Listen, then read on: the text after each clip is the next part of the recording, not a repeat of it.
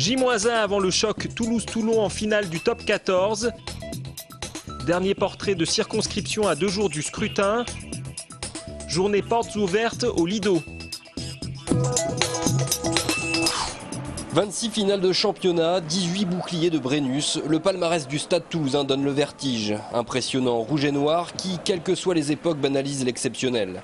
À la veille de leur 27e finale, les hommes de Guinoves abordent l'événement avec confiance et détermination.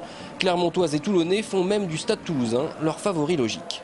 Ça sera ouvert. Après, je crois que si Toulouse met les ingrédients qu'il faut, je les vois avec un petit avantage. Toulouse m'a impressionné hier parce qu'eux, ils ont maîtrisé le sujet. Toulon, s'ils arrivent à récupérer, ils ont une très très bonne défense. Donc ça va être un match compliqué. C'est peut-être les meilleures équipes d'Europe. Ils ont fait 20 demi-finales d'affilée, je ne sais pas combien de finales d'affilée. 18 titres champions de France, ils sont une très très bonne équipe, ça va être très très dur. Et on est content d'être en finale et on est content on va jouer les champions de France en titre, celui qui a fini numéro 1, donc celui qui a fait la plus belle saison pour le moment et voilà, à nous de relever ce défi-là. J-1 avant le coup d'envoi, Stade Toulousain RC Toulon, c'est samedi dès 18 h au Stade de France. La 10e circonscription, c'est la petite dernière issue du redécoupage de l'Hexagone en février 2010. C'est la circonscription du Grand Lauragais en continuité avec le périurbain et le territoire du Sicoval aux portes de Toulouse. C'est aussi la circonscription dite de la diversité. 108 communes, 7 cantons essentiellement ruraux, 112 000 habitants. On y trouve le ministre aux anciens combattants, Kader Arif, secrétaire fédéral du PS de Haute-Garonne pendant 10 ans. Il a donc récemment renoncé à son mandat européen ainsi qu'à sa fonction municipale. La position du ministre Kader Arif a provoqué des remous dans cette 10e circonscription. Le candidat PS Gilbert Ebrard s'est indigné face à ce qu'il a appelé le diktat parisien au nom de la diversité. Ebrard est donc candidat dissident, exclu du PS sur cette circonscription. Face à lui, notamment Dominique Faure, candidate de l'Union du Centre et de la droite. Cette femme d'entreprise de conviction défend le maintien du commerce de proximité. Et parmi cette pléthore de candidats face à Dominique Faure, Christian Piquet pour le Front de gauche, Daniel Ruffa d'Hiver gauche ou encore Jacques Dumenier pour l'extrême gauche, autant de sensibilité pour une circonscription atypique. Principal challenge donc pour le candidat élu, faire la liaison entre 2 territoires et 2 économies bien différentes. La 5e circonscription de Haute-Garonne n'a pas échappé au redécoupage. Elle comprend depuis 2010 les cantons de Launaguet, Aucanville, Fronton, Toulouse 14 avec Bruguère, Castelginest ou encore Fontbozard. Population totale estimée à 169 516 habitants. François Hollande y a réalisé un score de près de 55%. La députée socialiste Françoise Imbert est donc sur ses terres. Cette passionnée de politique y brigue son 4e mandat. Élu en 97 et 2002, meilleur élu de France avec 60% des voix.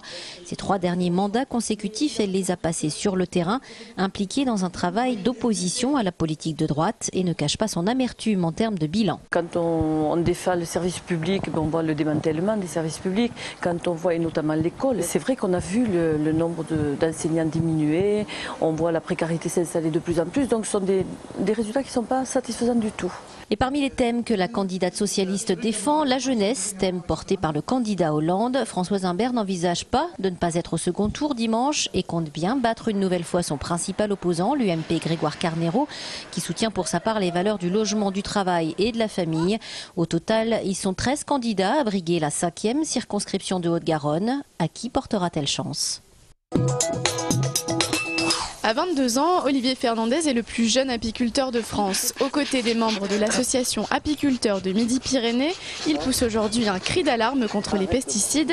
Il provoquerait plus de 60% de pertes d'abeilles en Midi-Pyrénées.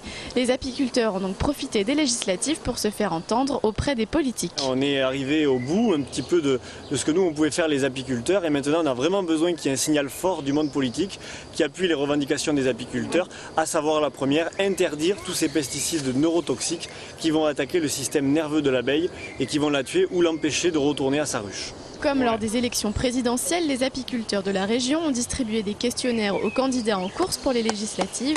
De l'extrême gauche à la droite, ce sont en tout 8 candidats qui ont accepté de répondre et ainsi de s'engager pour l'apiculture. Sans réaction, l'avenir de l'abeille s'annonce plutôt sombre. Si la situation ne s'améliore pas, dans les 10 ans qui arrivent, l'apiculture va certainement s'écrouler ou en tout cas l'apiculture va considérablement changer par rapport à ce qui existe aujourd'hui et on ne pourra plus polliniser les fruits fruits et légumes que nous mangeons chaque jour. Dans la région, des dérogations autorisent l'épandage de pesticides sur plus de 8800 hectares. À ce rythme, le règne de l'abeille risque bien de disparaître.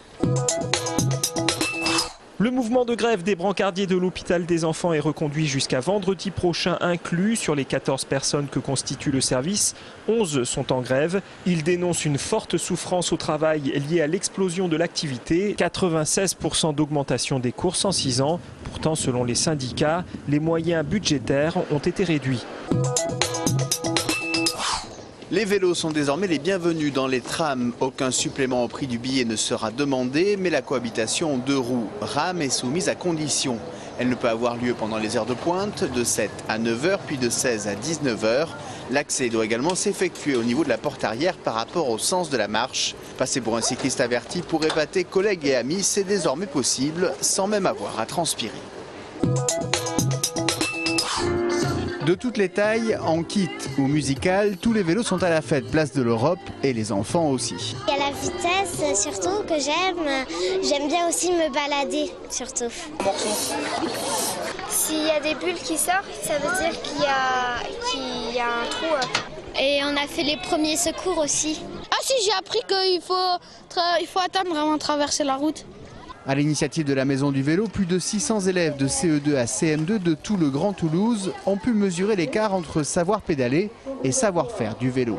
Alors qu'est-ce que tu as fait au stop? Je vais arrêter. Très bien. L'idée c'est d'apprendre des règles, les règles du code de la route, pour ensuite pouvoir les respecter, les appliquer et apprendre à partager l'espace avec l'ensemble des usagers, qu'ils soient piétons, automobilistes ou autres. Et visiblement le message est passé. À la fin de la journée, les 24 classes se sont réunies pour former cette géante roue de vélo. Dans ce domaine, c'est sûr, tous en connaissent désormais un rayon. Simulation d'un vol sur la place du Capitole. Aujourd'hui, Air France veut promouvoir les 14 nouvelles destinations proposées au départ de Toulouse. Des billets d'avion et autres cadeaux sont à gagner. Quelques étirements avant la répétition du spectacle. Jusqu'à dimanche, le Lido est en fête. Les élèves amateurs ou professionnels de l'école de cirque de Toulouse se mettent en scène. Sur la piste, Andrea et Daniel, tous deux sont venus de loin pour suivre la formation professionnelle du Lido. La qualité humaine et d'enseignement qu'il y a ici me plaît beaucoup. C'est une école bien réputée en Europe. On a beaucoup de liberté, mais en même temps, il y a des choses à faire. Tu es libre dedans, mais libre dans un cadre. Et ça, je trouve c'est très bien. C'est vraiment essayer sur scène et trouver son style. Et voilà. Depuis 2007, le chapiteau du Lido domine la zone verte des Argoulets, mais l'école de cirque existe, elle, depuis plus de 20 ans. Elle est née dans un petit cinéma de quartier dans les années 86-87. C'est la mairie de Toulouse qui avait développé dans le cadre d'un ancien lieu de quartier, un atelier pour enfants. Chant, danse, théâtre et plaisirs circassiens vous attendent ce week-end sous le chapiteau du Lido.